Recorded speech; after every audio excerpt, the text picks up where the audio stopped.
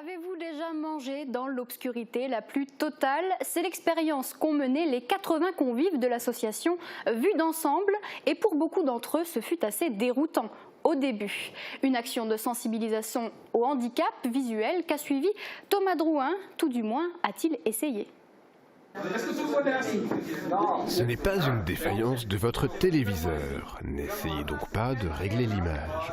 Mais réaliser un reportage sur un repas dans l'obscurité totale, cela demande une petite dose d'imagination.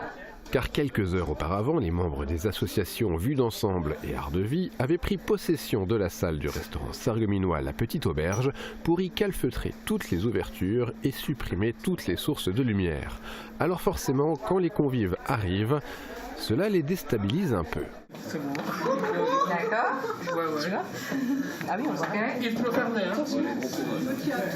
Oui. Il y a de la manche au clair, on a mangé. Mais toi, j'ai la lumière.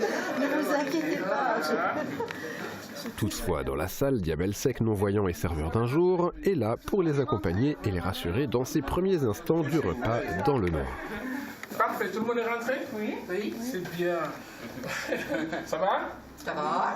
Très bien. Ok. Et en général, même si je leur parle, ils me disent, vous êtes où? Ils disent, suivez ma voix. Le plus important, c'est ma voix. Après, bon, par contre, il y en a même qui sont tellement proches de moi. Ils me disent, vous êtes où? Ils disent, vous pouvez me toucher maintenant. Ah, ils me touchent en fait au niveau donc, de la poitrine. Tout ça. Ils disent, ah, vous êtes là, ou de l'épaule. Après, en fait, c'est vraiment plus rassurant quoi, pour eux.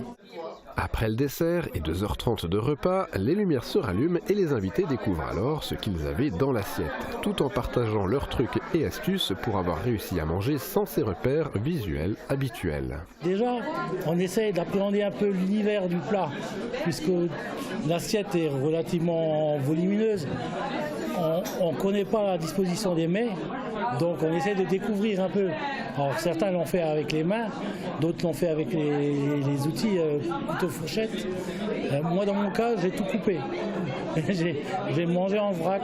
Les membres de l'association reviennent aussi sur les différents types d'handicap visuels, car le but premier de ce repas est bien là, sensibiliser par l'action à la non- ou malvoyance et faire ainsi tomber les préjugés. Mettre des gens en situation leur permet de ressentir ce que les non-voyants vivent tous les jours. L'association alsacienne organise un repas de ce type tous les mois et elle fait salle comble à chaque fois. Cette étape sarregueminoise n'a pas échappé à la règle, puisque les deux services de 40 personnes étaient complets, soit 80 personnes qui sont ressorties de ce repas dans le noir avec une nouvelle vision sur les handicaps visuels.